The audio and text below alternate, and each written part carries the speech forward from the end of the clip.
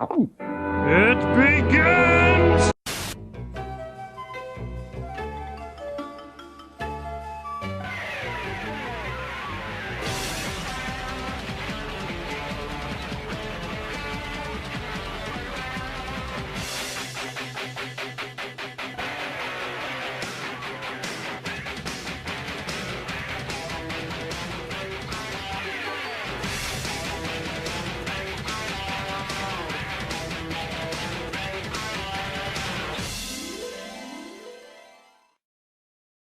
A few months before the Marvel hip-hop variant hubbub, there was a brief controversy about Strange Fruit.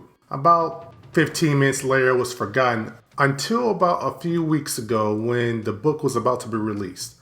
I'll discuss that a little bit later. From what I can find, the story was first thought up by artist on the book, J.G. Jones. He eventually brought the story to writer Mark Waid and they took it to Boom Entertainment, and here we are. The title Strange Fruit comes from a song famously performed by Billie Holiday. It was written by Abel Meeropol and originally began as a poem created in 1937. It spoke against racism and lynchings. The story takes place in Charlie, Mississippi, 1927. We see a posse of white men go into a juke joint, and they're there to round up a whole bunch of black people because they have to build up the levees because 8 states are being hit by a major storm. The white men also find a black man who's on the run at the juke joint. He says he's innocent. He makes a break for it and they chase after him. But not before they change into their Ku Klux Klan robes because I don't know, I guess they just need to dress the part. Now, while all this is happening, something is streaking by the moon and falling into the Earth's atmosphere. Is it a comet, asteroid, falafel? Who knows at this point? The Klan eventually catches up with the man and just as he runs into a well-built, naked black man. It seems what fell from the sky to the earth was a spaceship and that man was inside of it. The Klan attacks him, but with his powers, they run off. The first issue ends when the alien black man picks up the Confederate flag and drapes it around his waist. So, is the first issue any good? Well, that's tough to say. The alien hasn't said a single word yet. All we know is he's some kind of Superman. We actually don't get that much of an impression from any of the black people either.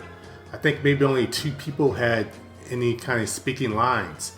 There's an engineer who's black and he's there to help with the levees, but the white person who's also nameless, who's in charge, won't listen to him because of course he's black. We also don't get much from the white characters as well, with the exception of the center and, well, I can only assume his lady on the side. There aren't any likable characters yet. I do wonder how many readers just based off of this issue found any of the characters relatable. So as far as the writing goes, so far it's not good, at least not yet. Maybe Mark Waid will establish the characters more in the next issue, but so far, while it's an interesting setup, if the writing doesn't improve, I won't be able to recommend the series.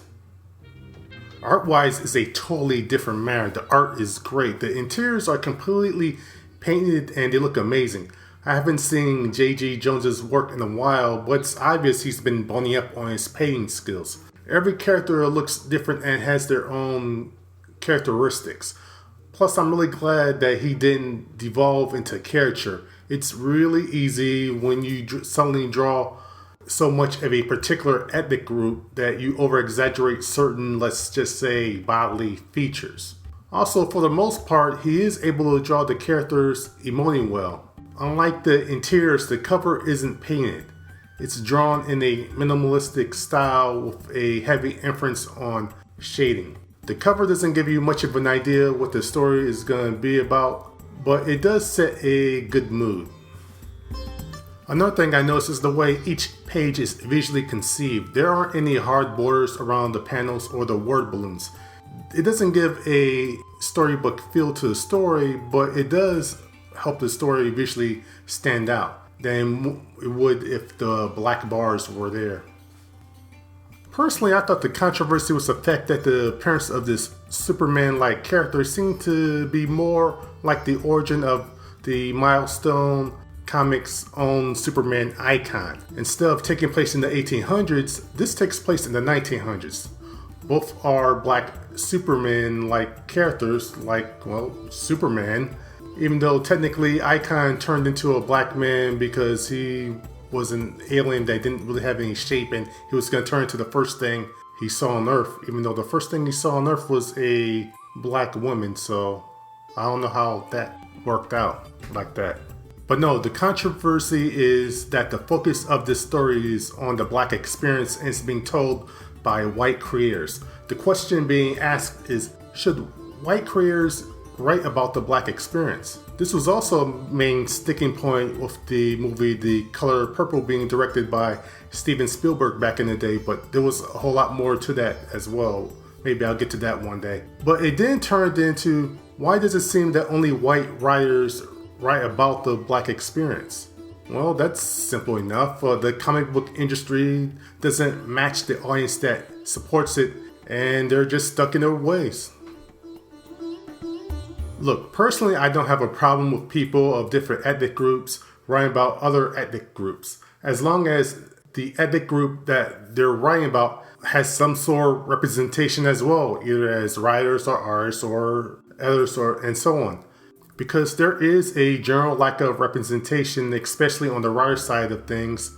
And I think because of that, the readership will most likely take what they put out as gospel. Mark Waid is a great writer, but it doesn't matter how much he investigates or whatnot, he'll never truly know the black experience through the eye of a black person. He will have one perception of it, and that is important.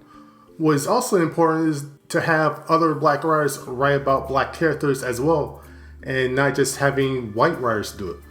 And while every black experience is different, it will have a more of a better insight and authenticity than someone from the outside. For example, I'll never fully know or comprehend the Latino or Asian experience, no matter how much I talk to someone who is Asian or Latino, or how much I research. Other questions people may have thought about was, did this story only get published because of the creators or because the creators are white? Well, kinda. If these creators weren't white, would a major comics publisher have put this out? Probably not. First and foremost, I believe that this story was able to be made because of the clout and respect that Mark Waid and J.G. Jones have in the industry. He has a following, which I am part of, that will at least try the first issue of anything he writes. But also, yeah, if this were pitched by black creators, it wouldn't see the live day by a major publisher. The publisher might think that it would have limited appeal and wouldn't cross over multiple demographics. I, however, disagree with that kind of thinking. With all that being said, I can't give this a recommendation yet. I'm a bit interested in the concept, but I really don't know any of the characters. And the characters that they do show off, I really don't like. I'll have a better idea after the second issue. But hey, if you disagree, then please comment below and click a like or a dislike. Also, if you've read this issue, then please tell me what you thought of it. And if you haven't, check out. I believe it's also not just available via floppy, but also digitally. Until my next review, goodbye.